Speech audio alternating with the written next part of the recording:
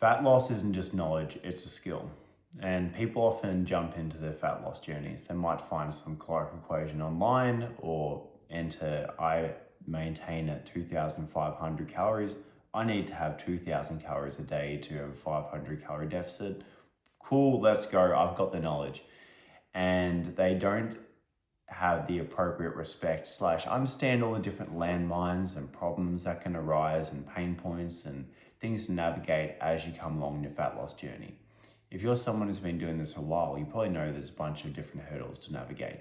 And if you're really insightful and on top of things, you'll actually notice there's different problems at different times, different stages of life, different problems at different stages within a diet. The things that someone has to consider on week 1 of a caloric deficit phase versus week 10 can be extremely different and need different approaches.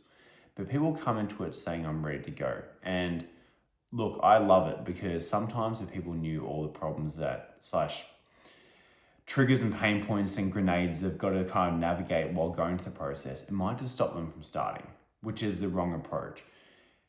So that false sense of confidence can get people started, but then people have this expectation that they'll be good from day one. Whereas you wouldn't expect to master the violin in the first week. You wouldn't expect to be a master within the gym in the first week. But people can apply this towards their fat loss goals because they've entered an equation. It's one of the reasons why AI fat loss programs honestly really work, because people struggle to preemptively know what their problems will be ahead of time and at the right time, and ends up being quite a reactive process that doesn't actually get the root cause and implies you can actually be asking the right questions to prompt it the right way for you. So anyway, that's a little side chat about a different AI video I might do in the future. But again, they're the real fat loss game, and I'm still learning after 10 to 15 years, honestly closer to 15 years, coaching myself, other people, in person, online. And look, I've learned a lot, don't get me wrong, but you still find little bits and little tips and tricks here and there, how to navigate this thing versus that thing. Little considerations for how someone's physiology might apply, but more so just how people's different psychological frameworks apply. I love learning about it, and I love getting into the weeds of all that stuff, and it's really interesting to me. And you'll quickly see that obviously the fat loss game isn't just the caloric equation. It's what do I do at the grocery store? Do I need a meal prep? How long should I be dieting for before I have negative side effects? How do I deal with saying no to Nuna when she's saying, you look too skinny, boy, you need to eat? How do I navigate when to have my social eating out events? How do I know how to progress in the gym over time?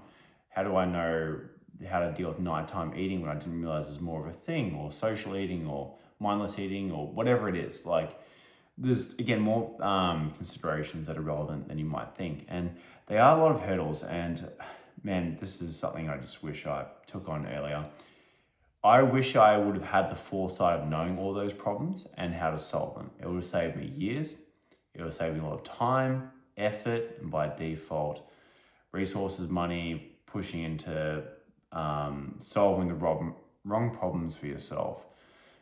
You might find solutions to the wrong problems, is what I'm essentially trying to say. And